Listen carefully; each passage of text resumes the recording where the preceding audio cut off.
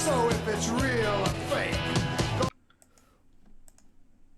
Welcome to the slow burn.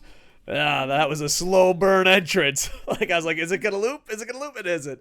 I am the huge one, aka the idiot Dave Koco from DAVEKOCO.com, and this is the KocoSports slow burn with the manager of champions, the president and king of Australia, Yuri the Black. Yuri the Black, welcome back to the slow burn. It's only been 7 years. Yes, it has, Dave. Thank you so much. Before we go on and do the show, it's the obligatory part. We got to shout out to our guys over at the band, Shana and R, for letting us use Wrestling Tonight. Screaming Scott, we love you, brother. Thanks for letting us use it. Today is going to be quite an interesting show. This particular topic is something that's definitely very close to my heart, and we'll be talking about the top managers in WWE, throughout history. I'm so excited to have this conversation as the first sort of episode back. What about yourself, Dave? It's great to be back, and I'm always a big believer of managers. A lot of managers are used poorly, but a good manager really enhances a talent and really pushes it forward. I love that AEW has managers. I know whenever I ran wrestling, I love managers, especially right now, the older wrestlers becoming managers. I'm a big fan of that because it's like an experienced coach, and also, if you put a manager with the right guy, it works out perfect. Sometimes a manager with the wrong guy is completely useless. Like, if the guy could cut promos, like Bobby the Brain Heenan, one of the greatest managers of all time, I'm sure he'll wind up on this list. Oh yeah. But him with Rick Rude made no sense. Him with Andre the Giant's perfect. Paul Heyman probably gonna make it on this list. Absolutely amazing.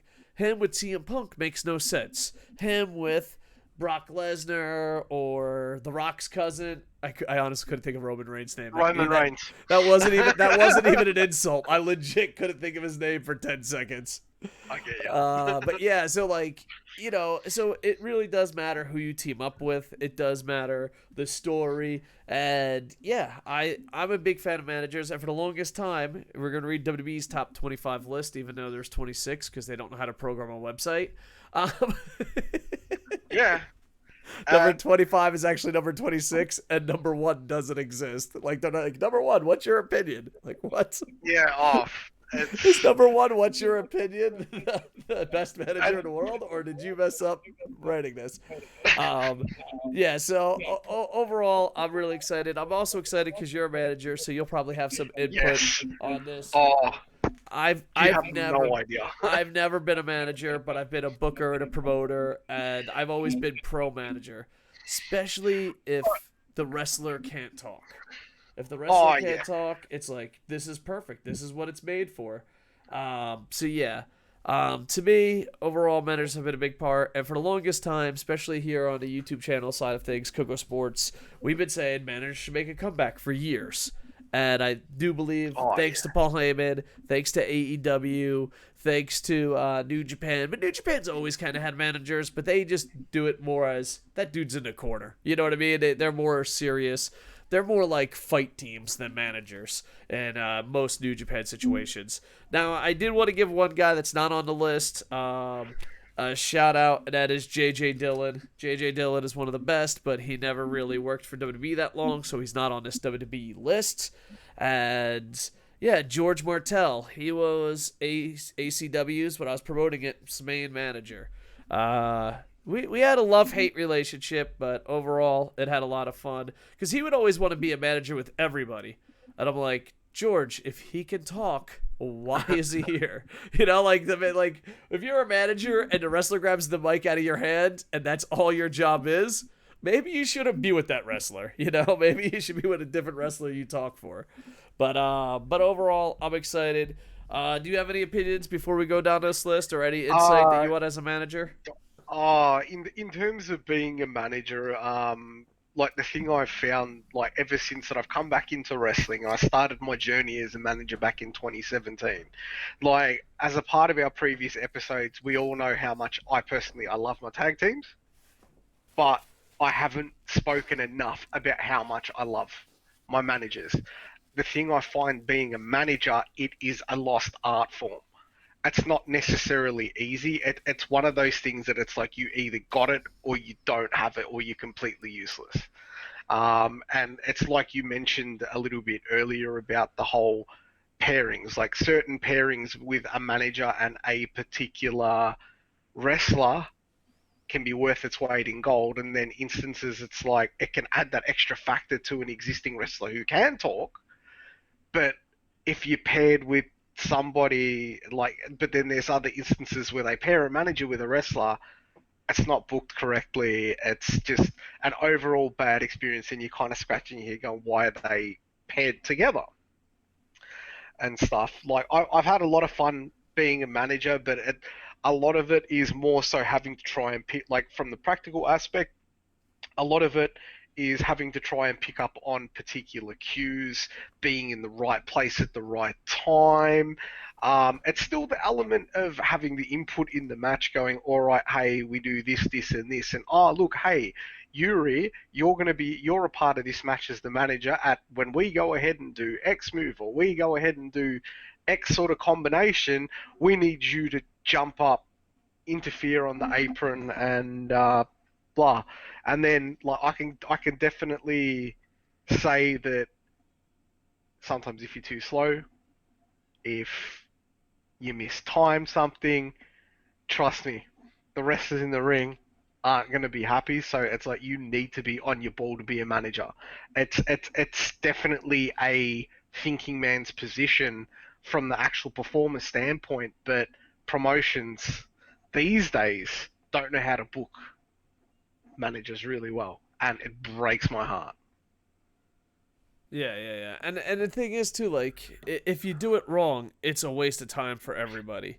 You know, Exactly. because here's Well, and can I say it from the booker promoter point for a second, real? If you're booking yeah. a manager wrong, that is a paid spot. And what I mean by that is, why not just get a local celebrity? You know, why not get a celebrity? Like if you ain't gonna use the manager right, you know, let's say I book you, Yuri Black, and I'm not using you right, then I could be making money off that spot. So let's say booking Yuri Black wrong or booking a manager wrong, I could just give that to a radio personality. I could give that to a swimsuit model. I could give that to a guy that just paid me a zillion fucking dollars. So it's like, you know, it's a tough one because if the manager isn't in the right spot, it's not only wasting his time, it's also wasting another income stream. And managers are supposed to help you make money. So yeah. So bookers, promoters, make sure you're using your managers right. If not, just get random local celebrities to pay you to be in that spot. That's exactly right. It's like, look, I've even been in a position where obviously I had my charge that I did my handful of things, and then obviously things kind of went a different way. Did a whole story where I ended up getting fired, and that was just a good enough reason to get me away from that one particular wrestler. Like it was a main event match. Like I absolutely loved the guy that I worked with and got a world of respect for him, and even the opponent as well. But I like in a lot of the spots because it was like my first main event that I worked. I was in the wrong spot 9 times out of 10. I was too slow. I was focusing on the wrong things in the certain parts of the match. It kind of made them a little bit frustrated by the time I got back going. Like they're like, "What the fuck?" Right? I must admit, yeah, I'm not the world's greatest manager, right? But the thing is that, but if I was booked in a like a like lower down on the card, I wouldn't have had all that problem with all the pressure coming down from the top as well, because it was a heavyweight title match and all that sort of stuff. When it comes to like managers, for me, in terms of the spectacle of wrestling, between me loving my tag teams, I always loved managers because it added that extra spectacle or that extra. It's like there's always like that. What is it? That third or that mouthpiece always made like the dimensions better when it came to either pairing him with a tag team or a particular singles wrestler for whatever reason. Like there's a whole bunch on this list I just absolutely love, and just the different concepts and the different gimmicks that they pushed along with their characters and stuff, and it just added that extra dimension, and it always drew me in. Always drew me in. And I think I mentioned this on one of the previous episodes, yeah. Believe it or not, my very first wrestling figure that I ever owned was like one of the old, I think, what was it, the 5 or 6 inch, the smaller ones, LJ and Bobby Heenan Bendham figure. Oh, that's That awesome. was the very first figure that I ever owned. And I think from there, that's where I started liking managers as well. Nice, nice. Yeah, they if done correctly, it's amazing. Done poorly, it ruins it. So let's see. I bet you these guys did it correctly. Let's go find out. We're gonna go to WWE.com. Classic top 25 managers. They don't know how to count. So number 26, aka number 25. We'll just go in order. We'll stop making fun of WWE. The Genius. I love this one. Oh, the Genius, Lanny Poffo, Macho Man Randy Savage's brother. He used to like, I used to absolutely love it. He used to have his wrestler, like he would usually be the first one to come out, take over the announcing duties for his guy, and or it was always him, like literally standing in the ring, and Howard Finkel goes, "Oh, if you would like to have all your attention, the Genius has a poem for us all." And then obviously the chorus of boos would start. He would grab the microphone and just start his poem and get a chorus of boos getting his guy over. He would think it's like the one thing that stood out, or the one promo that he did that stood out. I think it might have been, I can't remember if it was a WrestleMania. It was, I think it may have been like, what was it, Beefcake and either Beefcake and Mr. Perfect, or it was somebody against Brutus the Barber Beefcake. It was the one where I think if his guy lost, they got 5 minutes with the Genius, and then he had his hair cut and stuff after copying the sleeper. And it was like the whole, behold the barber, what's his name, intellectually inferior, and da-da-da, yada yada, and beefcakes, double dumb, haha.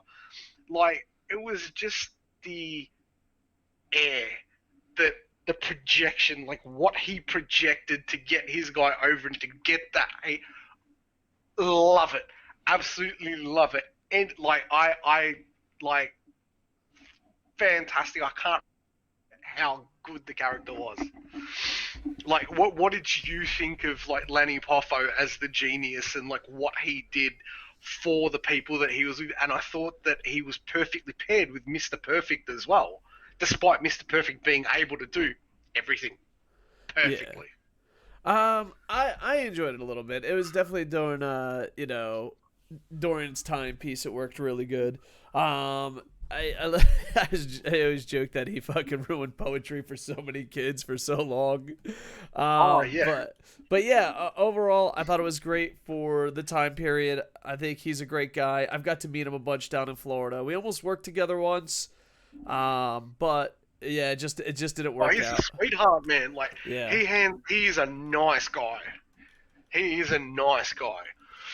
Yeah, and he's just a great guy, great person, and yeah, you know, yeah, pretty good. And he did an amazing job, especially for the WBF product at that time. Next, we got next on the list, Marlena. So she is a valet. What are your thoughts on Marlena? Like Marlene, it's like, don't get me wrong. Yeah, I did like what Marlena did. It kind of did work. Definitely not one of my favorites. Like, definitely at the time, absolutely stunning. Like, really good.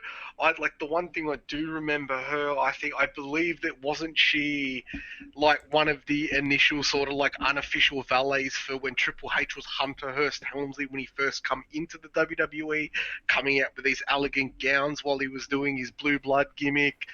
Um, like the concept of her paired with her then husband Dustin Rhodes as Goldust, yeah, it was kind of cool. Like I don't really have much of an overall opinion, and then it's like I remember that totally like when she started doing the whole wrestling big, the Pretty Mean Sisters, which was fucking horrendous.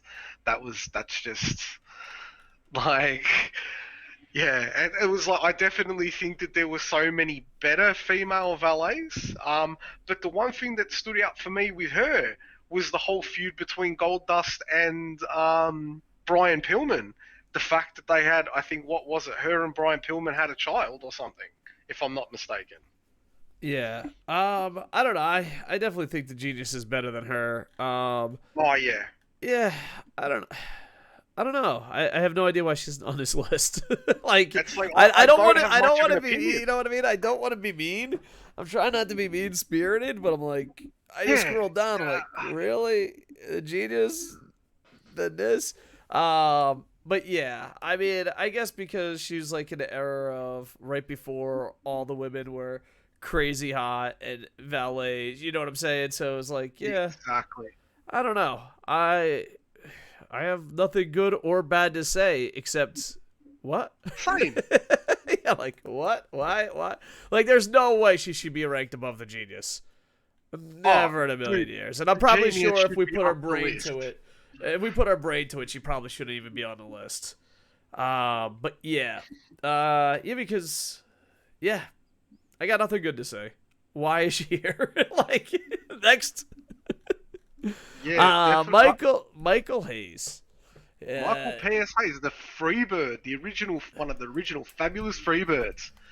I don't, I didn't really think much of him as a manager, but in terms of him being a wrestler with the Freebirds, some groundbreaking shit. They were one of the first teams to have like the whole rock and roll entrances and stuff. But it's like we're not talking about tag teams. We're talking about manager. It's another one on those lists that I find is he was great with what he originally did and not a bad like announcer and stuff like that, but I didn't think much of him as a manager for like the Hardy Boys, and he only really managed the Hardy Boys, and he didn't really do much. Like, Yeah.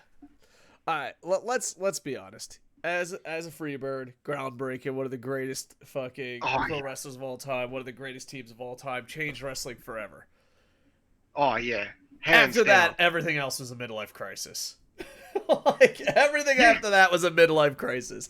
The only reason he's on this list is because at the time of making this list, and I'm sure as the time of recording this, he's a WWE employee. He does yes, not make this list if he's not a WWE employee. He does, like, I don't know. Michael P.S. Hayes is like one of those guys that didn't transition well. Like, some people transition great. I'm trying to think of his name. Gorilla Monsoon. Gorilla Monsoon I love transitioned Gorilla. great. You know, there's some wrestlers that just do the transition and it's absolutely amazing. Michael P.S. Hayes was not one of them. He just, Yep, you know, a legend. The Freebirds will live and rock on forever. This Bad was a Street midlife USA, crisis. baby. Like, why? And I don't even like the Hardys, but it's like, why is the Hardys hanging out with this old guy? Why is the Hardys like? I didn't even like the Hardys, and I'm like, is this the Hardys' dad? Are these Michael P.S. Hayes' kids? What the The fuck main is thing going that I on? remember about the Hardys, I remember when they used to be the job guys on like WWF, like Superstars and Shotgun Saturday Night and stuff like that. Like, that's what I first remember about the Hardy Boys.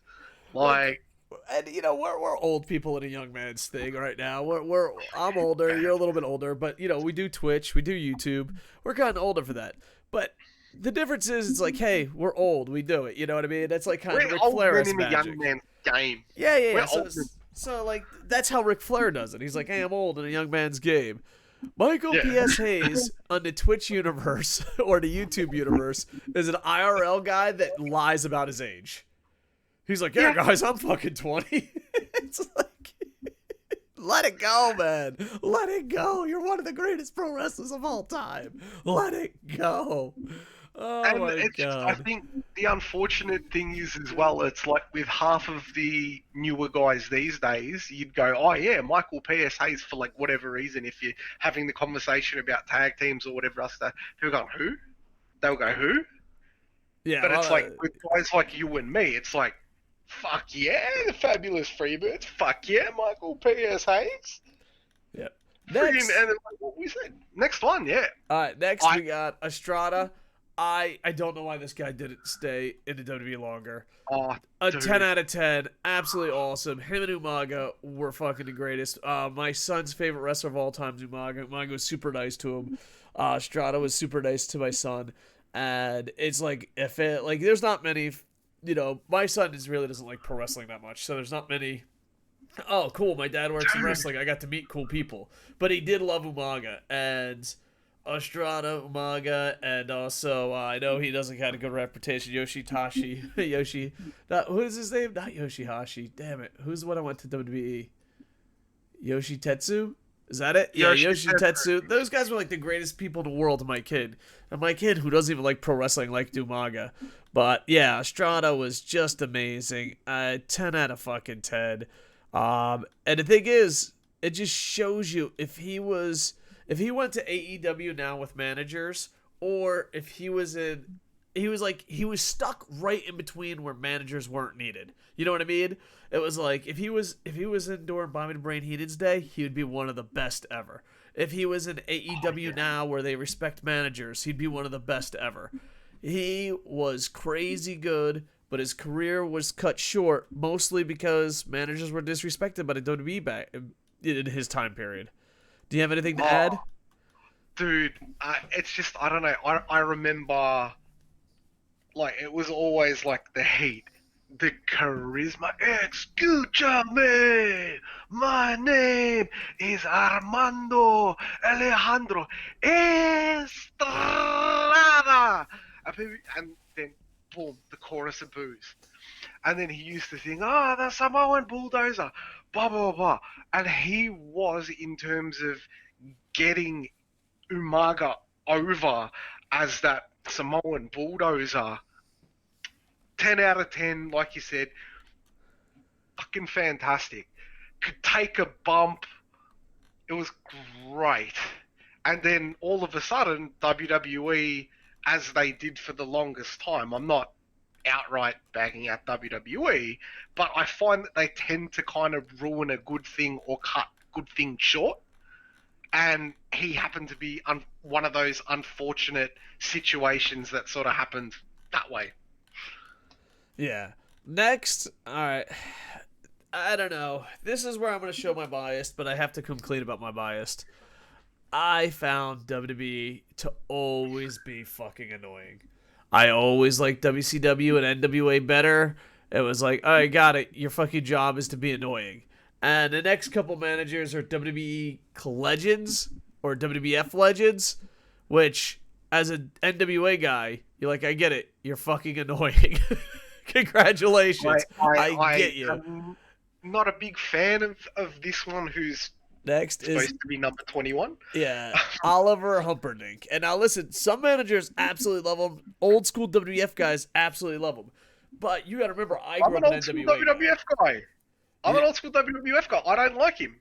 Okay. It's not that I don't like him. He didn't do nothing for me. The bad guys were always cooler.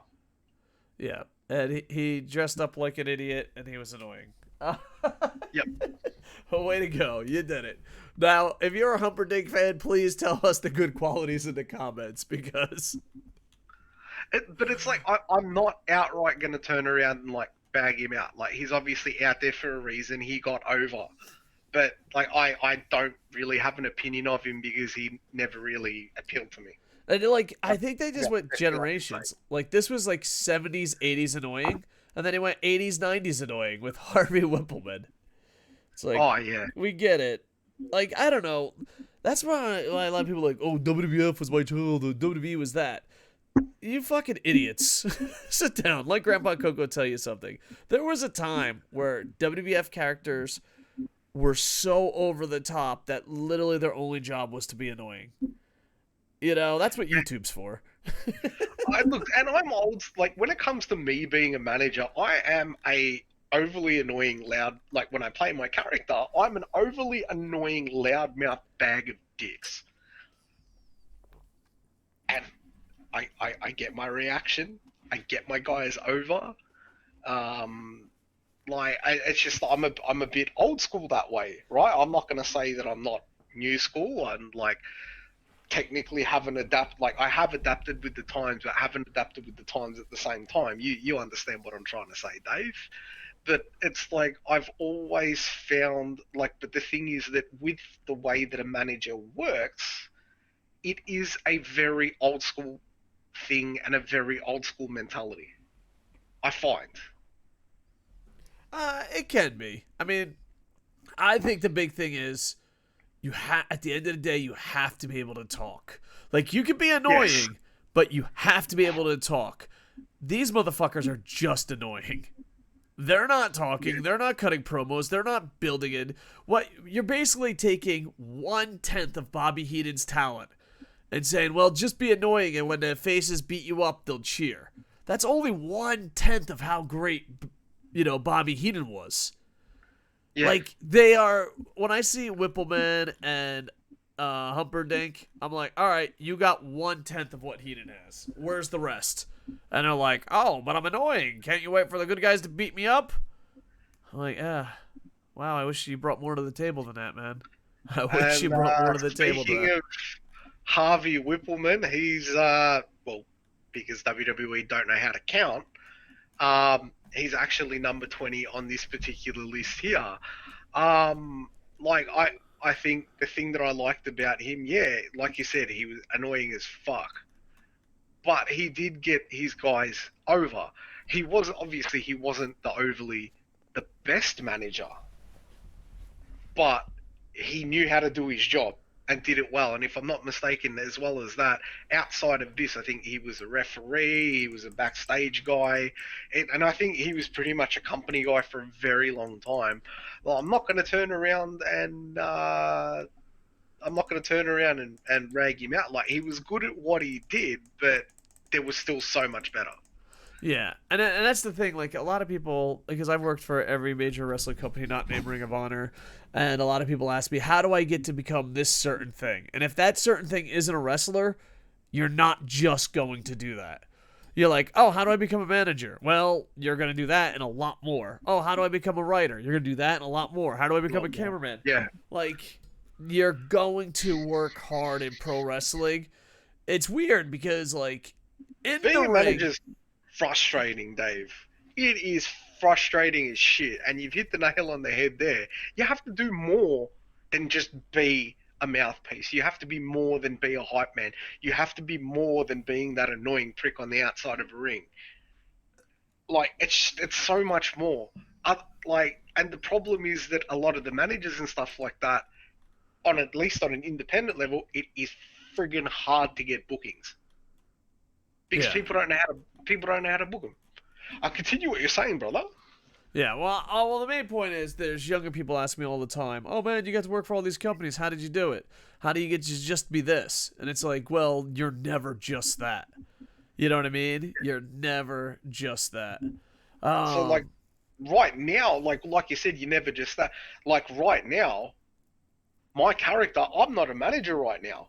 I'm an actual character. Like my current gimmick is that Yuri the Black, always bet on black, baby, is the owner of Premier Pro Wrestling. So I'm the authority. I'm the figurehead. I sit there. It's like in terms of like with a manager, it's the whole idea is that you're there getting your guy over pretty much as the bad guy, and then getting their opponent over as the good guy, or if the roles are reversed. yeah. But where me as a character and the position that I'm in, being the Premier Pro Wrestling owner, for example, right? Yeah. I have to get my company over, so I have to get face pops for my company, but still having to get heat and people abuse the shit out of me for being a massive loudmouth bag of dicks piece of shit.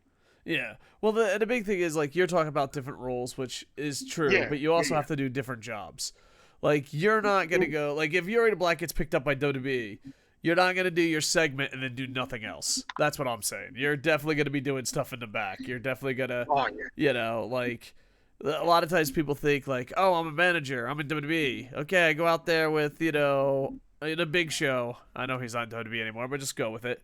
I go with the Big Show and I say, hey, Big Show eats a lot of cheeseburgers. Fuck you. Ha ha ha ha. And then I go in the back and play video games and wait for to the next show.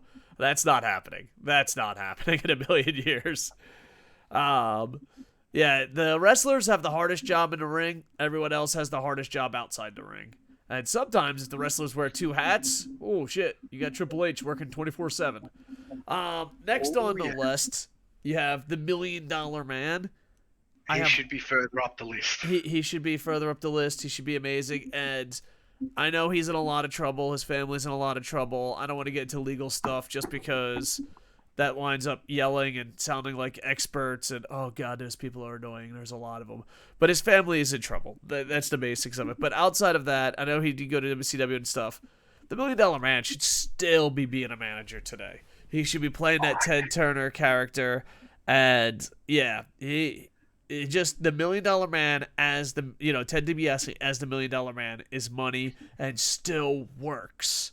It still works to this day, and it would work great. And not only that, but even if Vince McMahon became evil, you could just make a good version of a millionaire. You know, there's so many, because like so many people in life insult and hate the rich or worship the rich.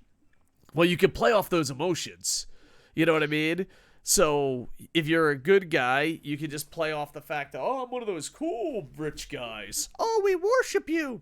And then if you want to be evil, you can be like, no, I'll do anything for $1. Like, no one thinks rich people are normal. I mean, to the masses.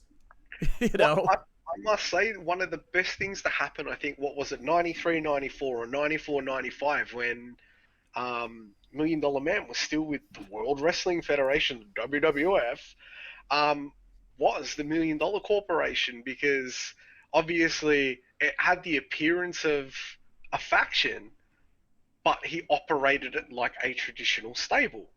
And it's just, I really liked it when, like, obviously he had his overall big guy, which was Sid Vicious. Then obviously at a certain point in time he managed to go ahead and turn the 1-2-3 Kid and had and I think with the way he got involved, I think as well in the feud between 1-2-3 Kid and Scott and Razor Ramon was amazing. But then I think as well as that, what also gave dimension to his character as well was when he put the unlikely pairing, I think, what was it, Bam Bam Bigelow and Tatanka, and they did the whole storyline with Tatanka that, Tatanka gone ahead and sold out his Native American parents to the $1 Million Man and all that sort of stuff like that. It's so stupid, it's amazing.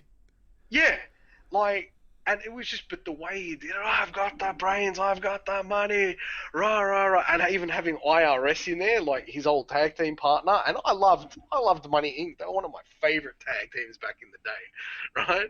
But it was just the way that he carried, it worked for that period of time.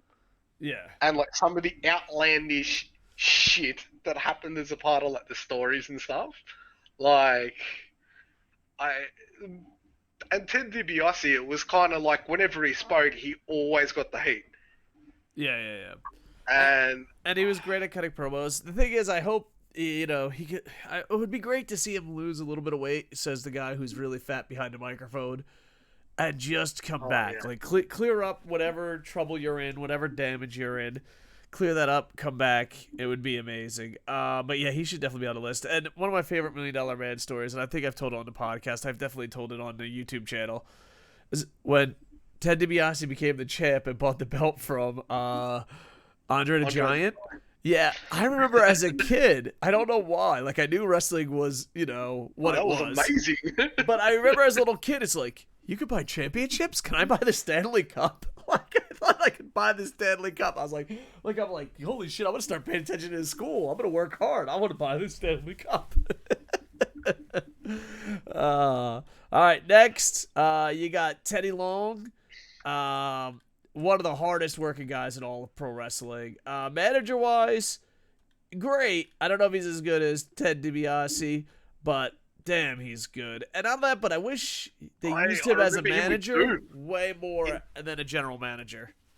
I remember him with Doom in WCW, man. Like he was a cameraman back in like 1902. I don't know if that's not factual. like, Please don't look that up. But dude, he was like a referee, a general manager. I'm pretty sure he was an announcer at a point in time. Like obviously a character with the whole GM stuff. Like it was just, but he in a way he is like, I just find his character annoying, but he's pretty much a babyface, but an annoying babyface. Okay, player, constantly, and I'm just like, one-on-one with the Undertaker. Yeah. To me, like we were talking about this earlier. Oh, I want to be in the wrestling business, and I want to be in the wrestling business and not be a wrestler. Teddy Long is your role model. He did everything. And he was a top-notch referee too. Just saying. Like being a referee is also not easy. Without a referee, I was a referee once, and I was like, I hate this. Like the referee was late. The referee was late, and I was a referee once. And I remember just going to myself, I fucking despise this. I fucking hate this. It's fucking hard. Like not hard like physically. It's just you got to be in shape. You got to take it seriously. You got to be a great actor. It's not as easy as people think. You know, that's why like when you get someone that's a special guest referee and they don't know what the fuck they're doing, it stands out like a sore thumb. Yeah, but no one worked harder than Teddy Long. And if you want to get in the wrestling business and you're not a pro wrestler, Teddy Long is the answer. Next, Stephanie McMahon. I wonder why she's on this list. What? Okay, so she beats Teddy Long, $1 Million Man, Ostrada. Yeah, she should not be. She should not be on the list. In all honesty, she was never really a manager. It was kind of one of those. She's more of a character. She's more of a character. And a character in the side. I never saw her as a manager. I don't know. I guess she could be a manager. This is my daddy owns the company. Let's pretend. Because I would never consider her a manager. I'd consider her a character. I'd consider her a family member. I don't know. I remember her with Test. I remember her with Triple H. I remember her being that. Like, and I'm not saying this in a negative way. It was just her character, that whiny bitch that helped kind of get people over. And the back and forth with Jericho was good, but she's not a fucking manager. Seriously. All right. Well, Daddy paid for that spot. I mean, and here's my thing. Can I just say something? Vince McMahon is a shitty father. Think about it. You could pay your daughter to be anywhere on this list, and she's number 18 or 17, depending on how you see it. Yeah. What the fuck? If you're going to give your daughter shit, at least give her the best. You know what I mean? Go crazy. I don't know. Vince McMahon, you're a bad father. Stephanie McMahon, no offense, you were never a manager. So there. I think that's the final result. All right. Next is Slick. You okay? You okay on your side, brother? I am, dude. Like, yeah, I heard your headphones died. Yeah, no, it's all right. I sorted that. It was all right. At least she kept on talking. No worries. All right. Slickster, one of my personal top 2 favorite managers of all. No, top 3 favorite managers of all time. Like, dude, like, managing the Iron Sheik, Nikolai Volkov. 2 of my favorite, like I think in prior podcasts we mentioned, one of my favorite tag teams ever. Like, I'm a massive mark for his music, Jive Soul Bro. Fucking love it, right? But then but even though as stupid and as shit and as bad as it was, I did love the transition from the one-man gang into Akeem the African Dream with like the Slickster. If the way that I look at it, right, you have to be one of the greatest managers ever to get a white man, a southern white man, over as a black man. You have to be one of the best managers ever to do that shit. That would be edgy and groundbreaking shit today, or it would be borderline racist. Oh yeah, he would definitely get canceled. Well, the thing is, I grew up in with a lot of black friends. I feel like I'm fucking about to give a fucking Twitter apology. But I remember, like, with my black friends, they'd look at Junkyard Dog, and they, like, really like Junkyard Dog. But then a lot of the black wrestlers, they would be like, that's not how black people are. That's not how black people are. And then I went to my one friend. I don't know. No one's gonna know.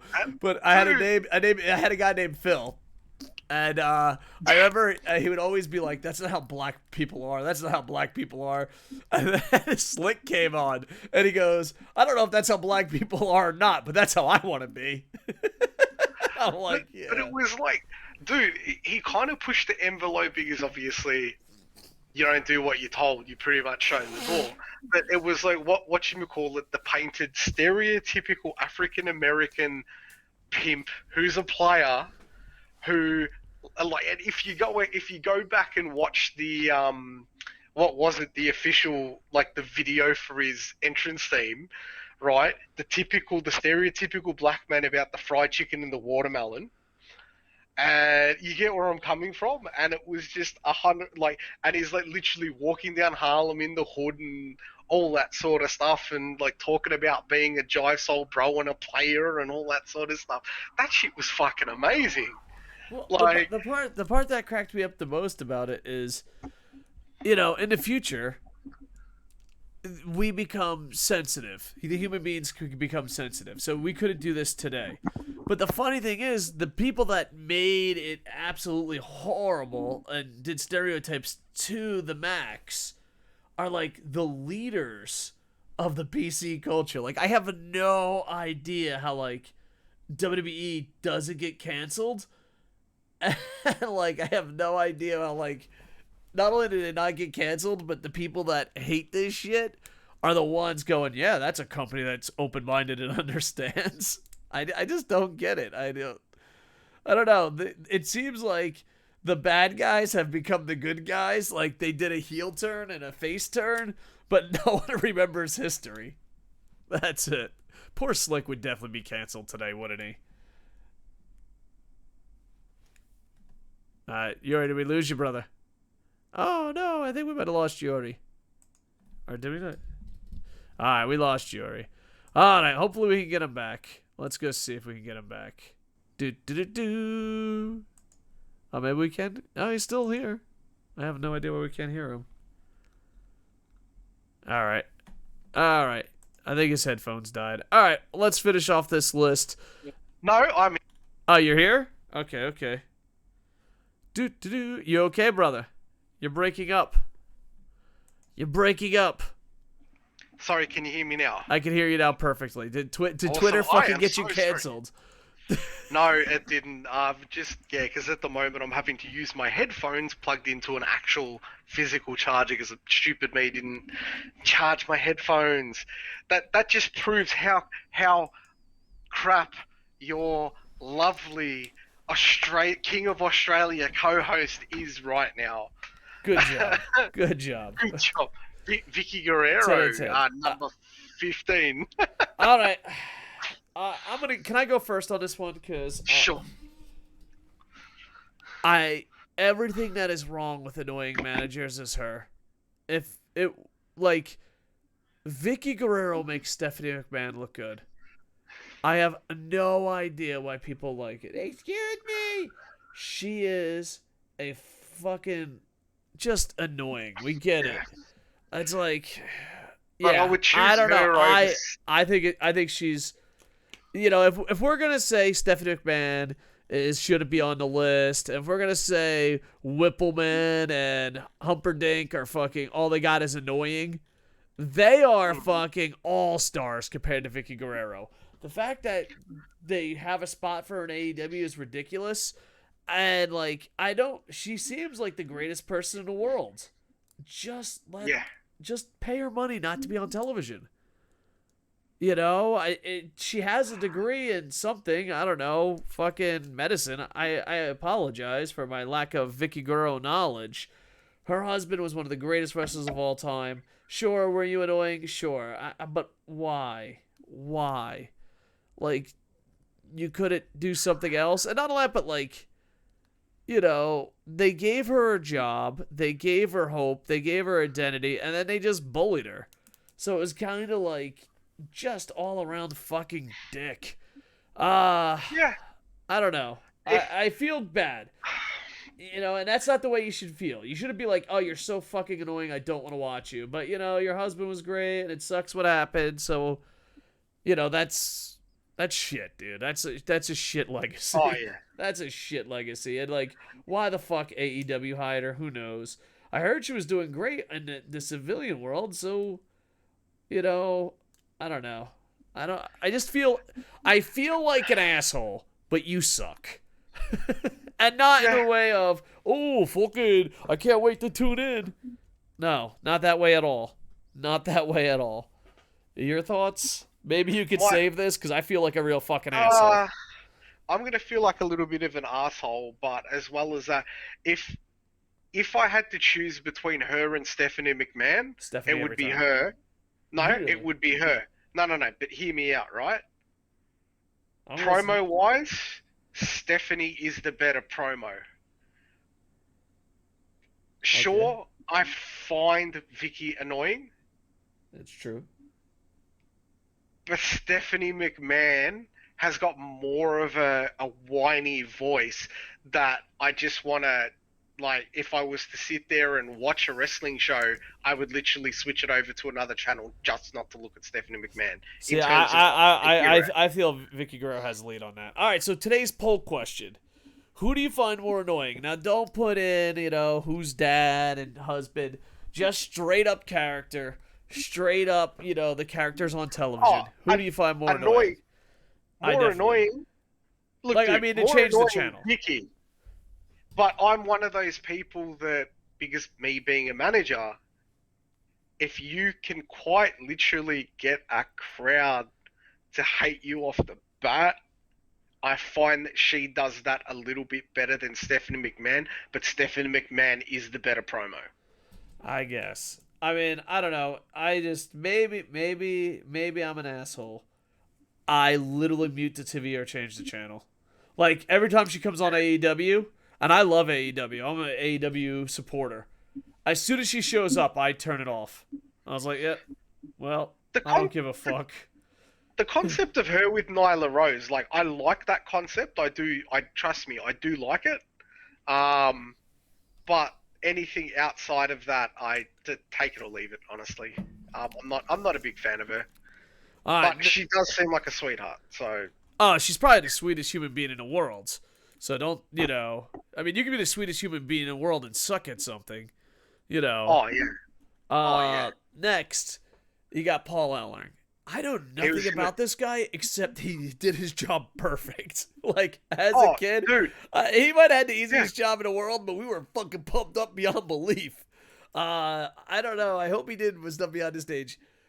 He had the easiest job in the world, and we fucking loved him for it. With the Road Warriors, LOD. Yeah. Shooting the Midnight Express with the scaffold match and stuff like that, man. Like, I think he was in it. Cornette was in it as well. And I definitely think that him with LOD or Road Warriors worked a lot.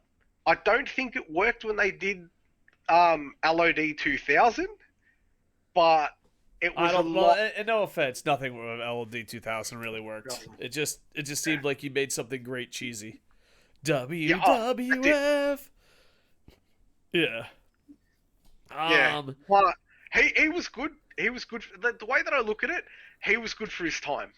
He was definitely very good for his time. I just think he was in the perfect spot. I mean, you put a fucking suit and tie and say, look at these fucking over-the-top warriors. Man. Hell yeah. Yeah, so, like, I think he's great. I think his job was easy, and I think he was lucky. But who knows? He might have did a lot of work behind the scenes. It was sad when he came to NXT and all the youngsters didn't know who he was. That kind of hurt my old man heart. I'm not gonna lie, that hurt my old man heart. But didn't he end up actually really helping the authors of Pain and really got them over? I believe so, but then WWE forgot about him. Not that that's ever happened before. Like they do. Yeah. I think we have to be honest. Easy job, a little bit of luck, but hit a home run. You know what I mean? It's like he was pitched a softball pitch and smashed it out. Definitely on the list, but we have to be honest. Little bit of luck on that one. Now here, to me, I don't know. Granted, it's a time period. Next on the list is Miss Elizabeth. To me, she is royalty. To me, she is the perfect woman. To me, she's class. Like, other people have tried to be Miss Elizabeth and have failed miserably. But, like, she was the original, like, and the thing is, she was just the right balance to be royalty. You know what I mean? She wasn't too hot. She wasn't too slutty. She was just royalty. She should be in the top 5. Yeah. Why she is sitting 13th on the list? Maybe because she didn't cut promos. But here's the thing, like, people have tried to recreate her over and over and over and can't. Everyone tries to recreate Miss Elizabeth and can't. So it's weird. I don't know if it's a time period. I don't know if it's with who she's with. I don't know the situation. But you get older guys and people that watched her in her prime and are just like, no, she's a princess. She's royalty. We need to protect her. So she obviously did something right. She was amazing, and I don't know. It's one of those things when it comes to pop stars. Every now and then, the pop stars come and go. But there's ones that stick in your head. Like, my age, pop stars. Madonna, Britney Spears. You know, people are like, oh, well, there's others. But yeah, but those were the Miss Elizabeth of pop stars. She is the pop star. You know what I mean? Like, when you're like, oh, valets, Miss Elizabeth. When it comes to Elizabeth, like, it's one of those things that it's like, she paved the way for everyone else. Like, I'm kind of speechless. Like, I can't really say much. It's Miss Elizabeth. And it's one of those things where you can't even put into details why she's good. Like, if you pull Miss Elizabeth out now, it just wouldn't work. But now, at that time, it was perfect, you know? And, yeah. And I think, like, I don't know. She just seemed like royalty. So, I don't know. I have nothing but high praise to her.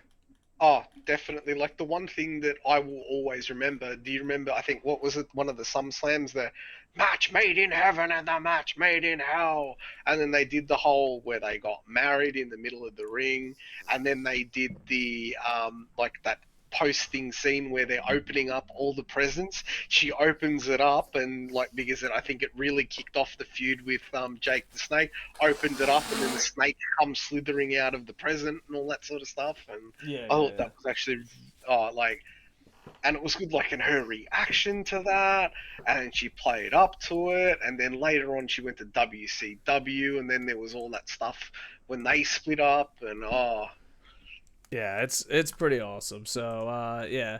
Next, you get the complete opposite of that, Sunny. I seen her in her older age.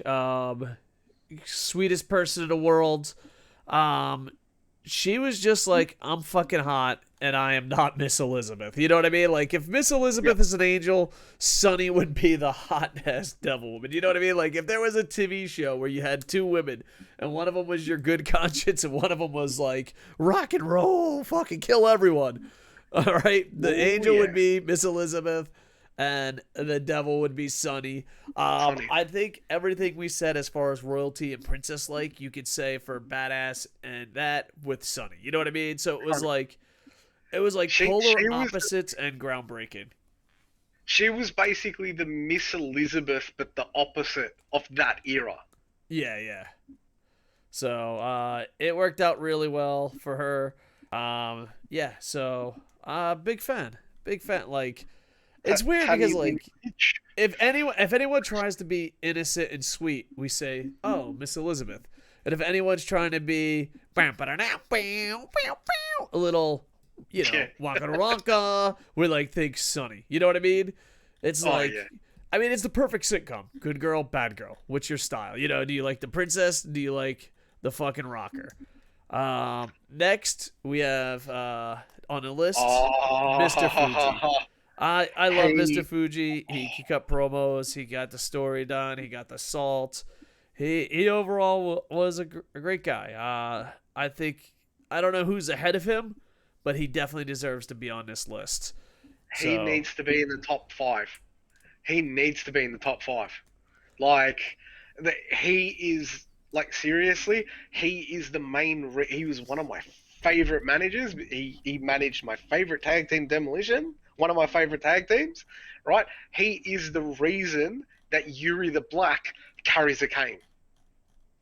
100% he is the reason that I carry around the cane. nice. I've always liked it when he did the dodgy with that run off the rope. He would either trip them up, or if the opponents would run off the rope, crack right across the back. Now, one thing I just want to My demolition! Like, fuck. one It's thing. just Go ahead, sir.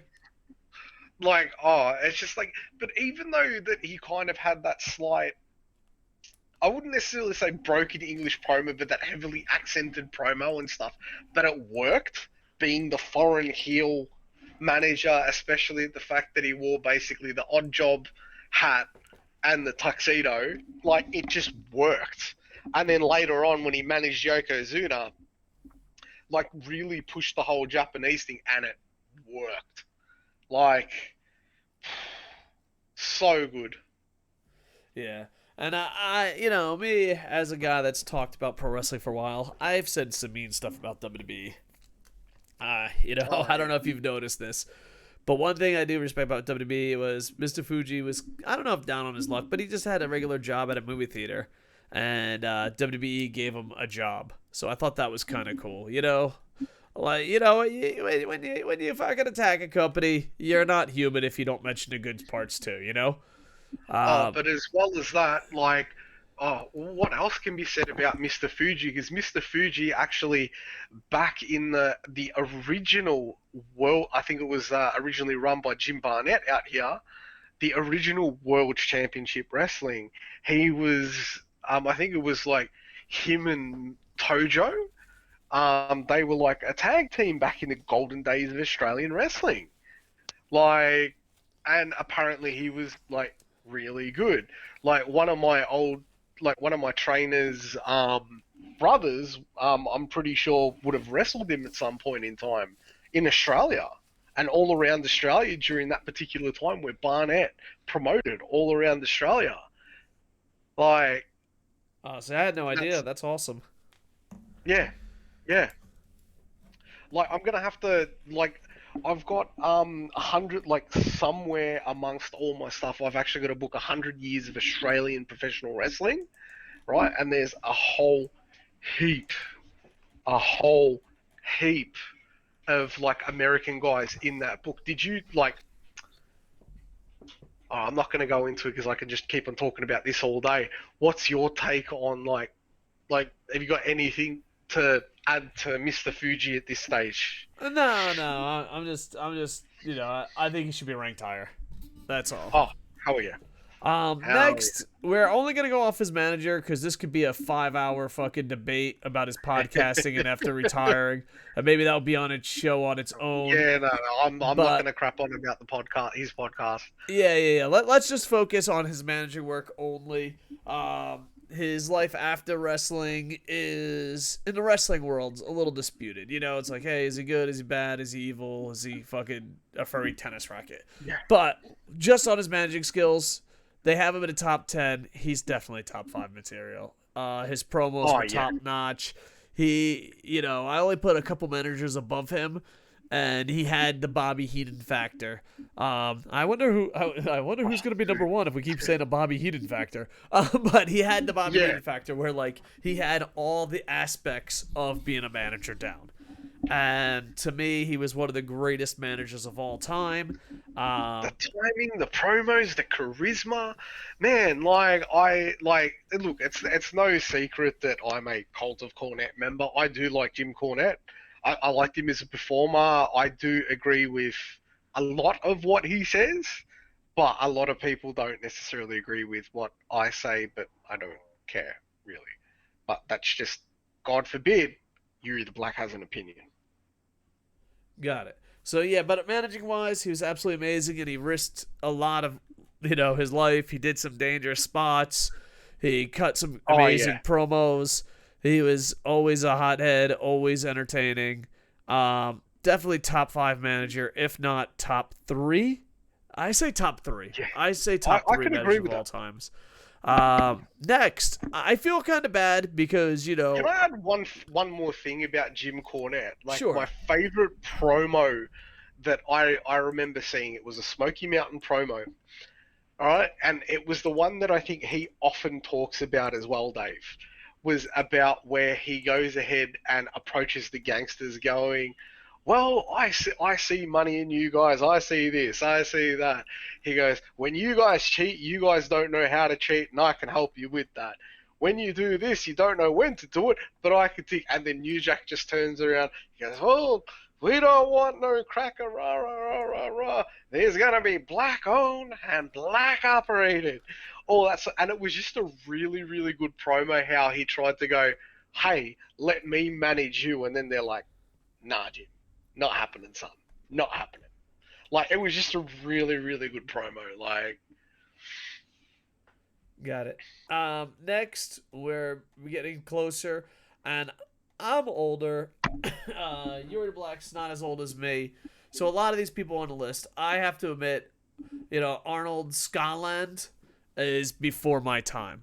I heard great things I'm same about boat. him, but I don't want to be one of those people that fake the funk and say, "Oh yeah, fucking Arnold Scotland," and then you start reading what WWE says as a manager. Arnold Scotland was far less outspoken than likes of Bobby Heenan or Lou Albano. What else? He hogged the mic. You know what I mean? I don't want to be that guy.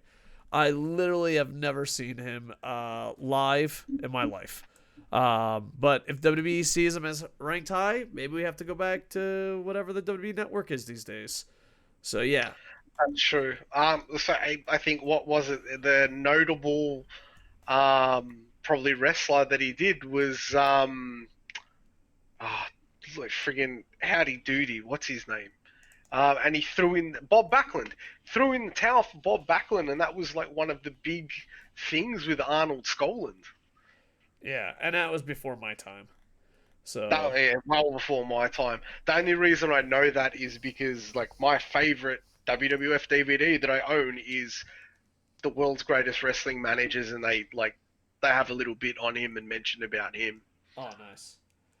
Yeah. See, Yeah, oh, yeah. and let this be a lesson, kids. Even though you're younger, you can literally say, "I don't know." It's okay. Because it sounds very fucking dumb when you say stuff that you're just reading off Wikipedia and don't have a real opinion on. Next, number 8, I think. I don't know. Paul Bearer. I'm Yeah, gonna that would be say right. I'm gonna say the person, and then I'm gonna say the manager. The person is one of the greatest human beings in the world, kindest, sweetest person in the world, would always do interviews. I cannot put the human being over enough. The manager, fuck you, channel changer. I don't fucking get it. I don't. I granted, I wasn't a big Undertaker fan. I wasn't, I wasn't a big into. Oh, he's fucking dead. He's not dead. It's like, all right, whatever, dude. I don't give a fuck. I, Paul Bearer, the human being, one of the greatest human beings on planet Earth. Paul Bearer, the wrestling manager, channel changer. I don't give a fuck. where I myself, like, I relatively enjoyed his work with the Undertaker and what they did. Like, he was, I guess, he, in a way, in his own thing, he was one of those other people. He kind of had a wow factor. Like, obviously, not everyone obviously liked that kind of thing, but you get where I'm coming from. He made his mark on the industry. Like, I can tell you a very, very quick story with what happened with a friend of mine concerning Paul Bearer. My mate ended up going to one of my best friend Jono, ended up going to one of the WrestleManias way back when. And I think it was like a few months before Paul Bearer had passed away. My mate had a tweet going, "Oh, I'd really love to meet ya. I'm gonna be at the fan access thing, like, and apparently Paul Bearer like made it a point, like, don't worry, I'll stay around so you have a chance to meet me. He ended up getting a picture with him, ended up chatting with him for a bit. He didn't have to, but he hung around because he's like, oh, we got a fan coming from the opposite side of the world. Like, Oh, that's pretty awesome. yeah, like, and he managed to get a picture with him, chatted to him and stuff like that. He didn't have to, but he went out of his way to think. And my friend actually, because my best friend's favorite wrestler was The Undertaker, and obviously loved Paul Bearer as well. And I think that, like, that'll definitely be a memory with him that he'll never forget now that William Moody is gone from this world. And yeah, like when I heard that, I'm like, oh my god, that's awesome. That's like, hearing something like that is awesome. Yeah. Next on the list, the Grand Wizard. Once again, before my time, but everyone that's older than me. Nothing. Before my time, I but got no opinion. Older people say he was the man. I don't know. And I do think, not to attack the young, because in this situation we're the young. I do think, like, not living through an era, you don't have the same feeling. Like, people go back and, like, oh, like, example, if I go back and watch the Grand Wizard now, I didn't live through that era, so I don't know what people thought. Like, and I feel that same way with some younger people at ECW. Like, people are like, oh, why was ECW so great? And it's like, well, it was groundbreaking at the time. So, I don't know enough about the Grand Wizard, but people older than me that I've talked to say great things about him. Back into our time territory, we got Sensational Sherry. Just a character of her own. Just absolutely amazing. And the thing is, we've had a lot of annoying people, and some people like Sensational Sherry is annoying, but she had the other factors. She was not just annoying. She had the other factors. Sensational Sherry was one of the best female managers of all time. And on top of that, she was annoying. We can all agree her character was annoying.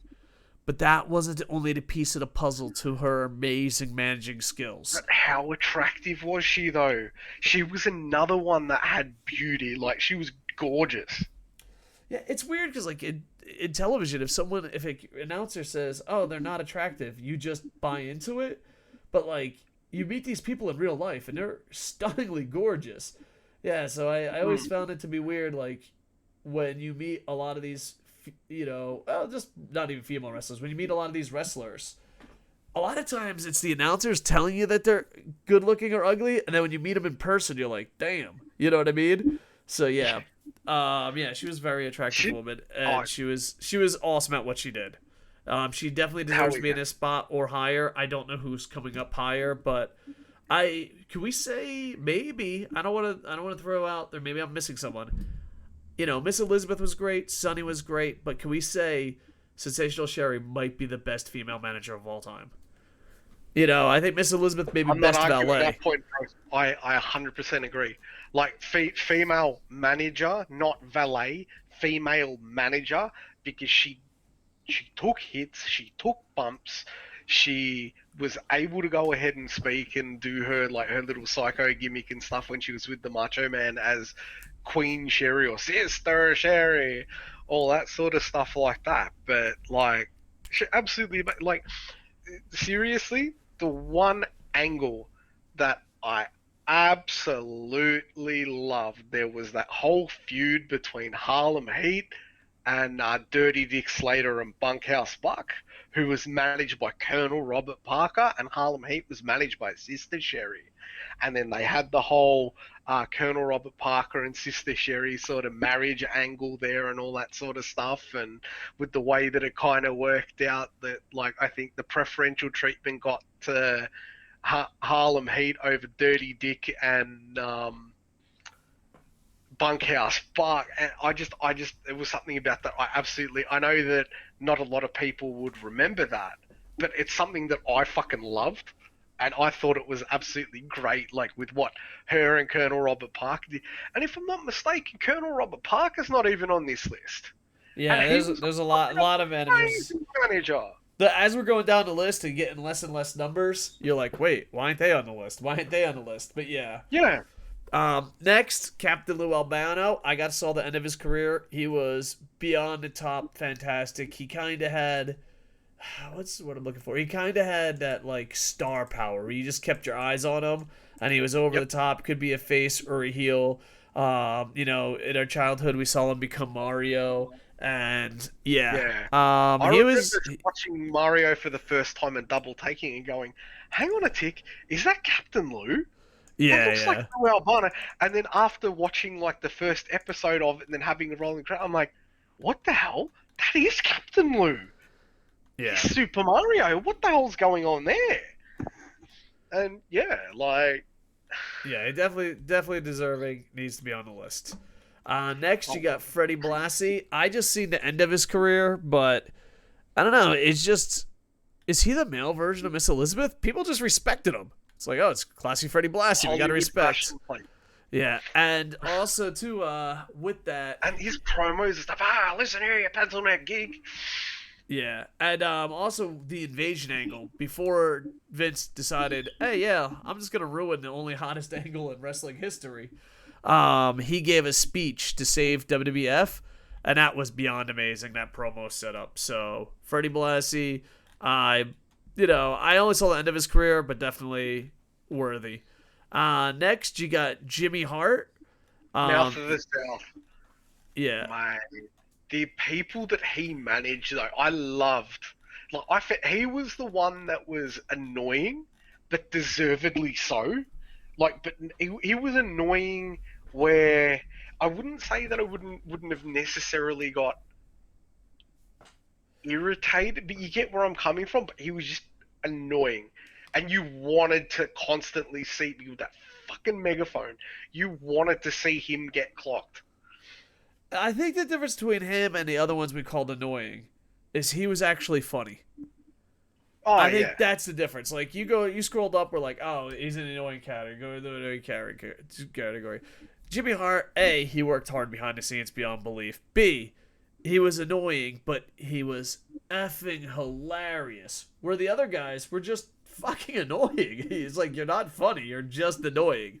So he kind of got the best of both worlds. I think he should be ranked here. I do think maybe a couple people should be ranked above him, but not many. So yeah, he's definitely top 5. Dude, definitely the fact that he managed like Honky Tonk Man, Greg the Hammer, the Fabulous Rougeos, the Mountie, like amongst others, and then obviously he got lumped with the Dungeon of Doom.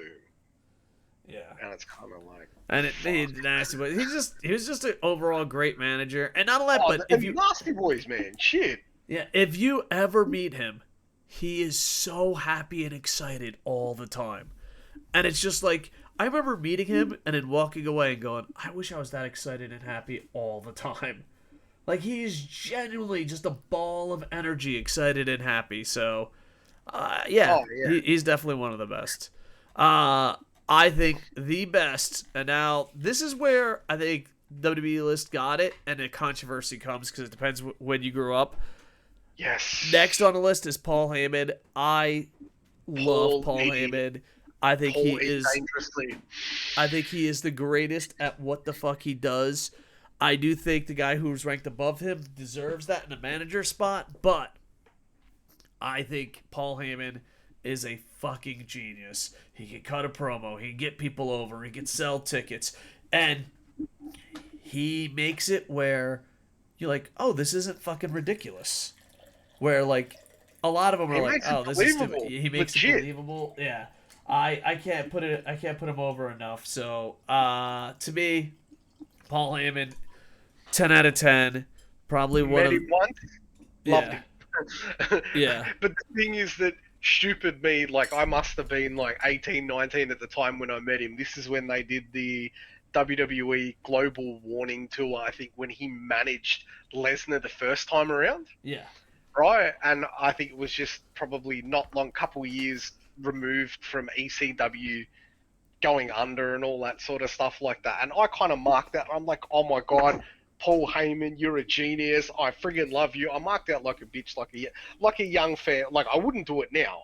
But when I was younger, I'm like, oh my god, Paul Heyman, like you're a fucking genius. Like, I fucking love ECW, rah, rah, rah. And like, I'm pretty sure that whenever somebody marked out at him, he gave the same speech, and he goes, he looks to me, he goes, hey, let me show you something, dude.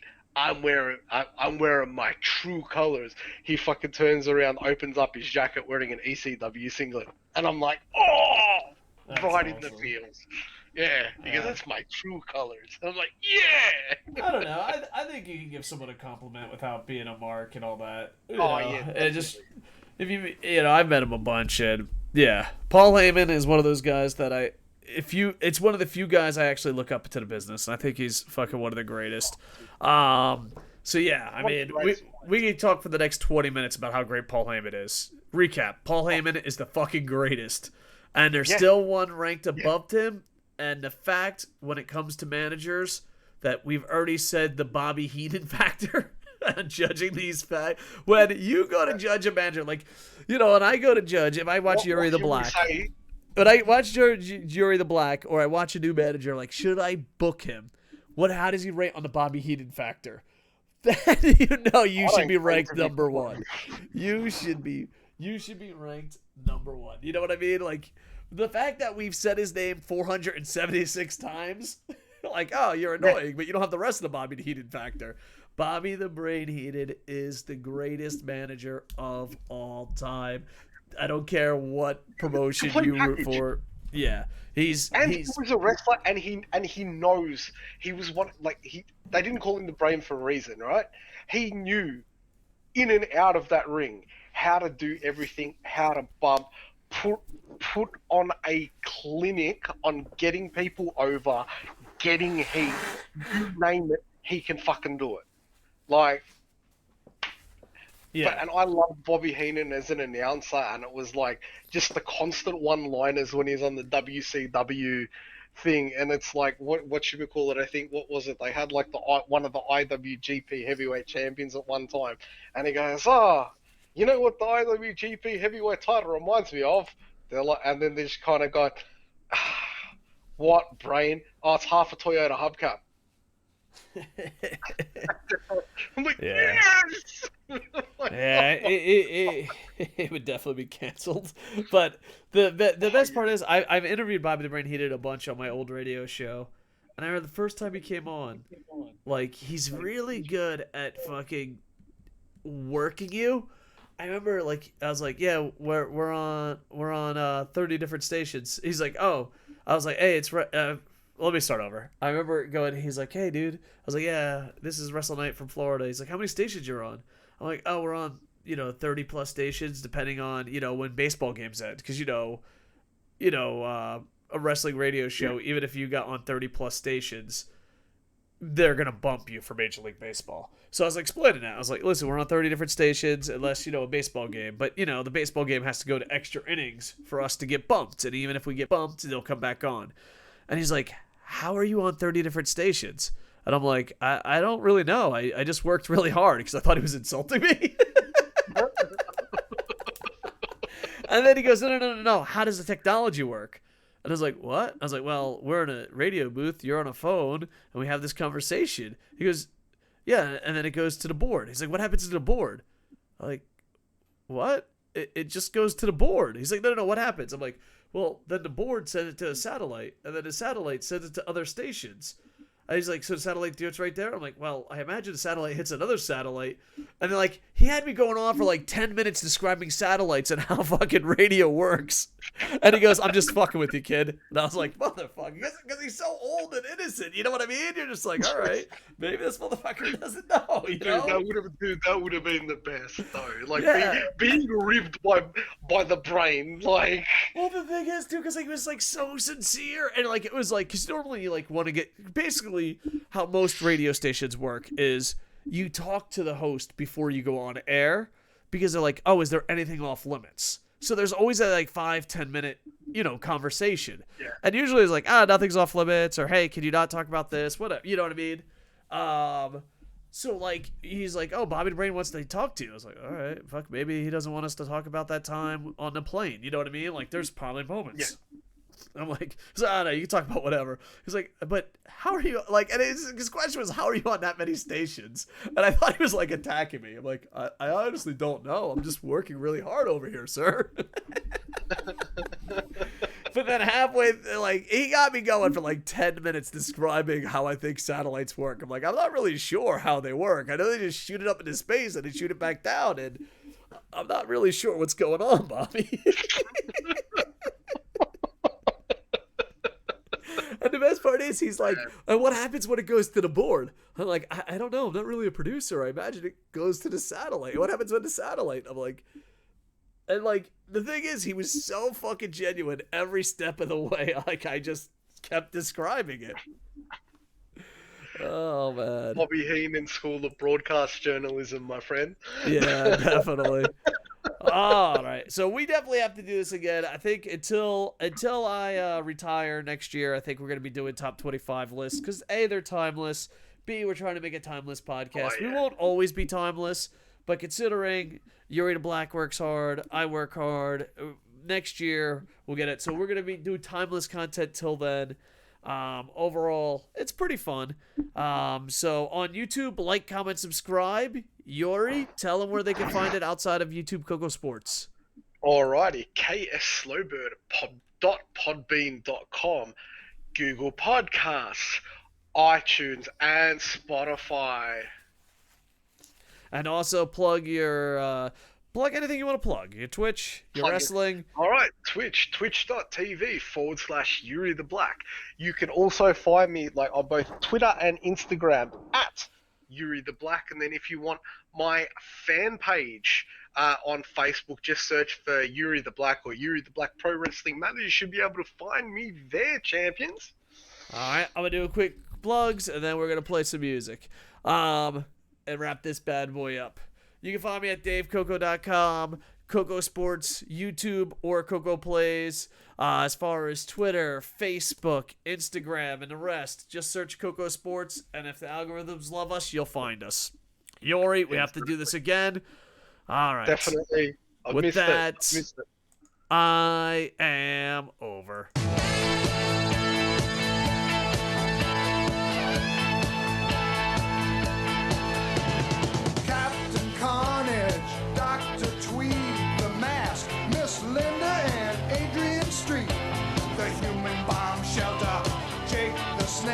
Ask Mad Dog DeCurso if it's real or fake.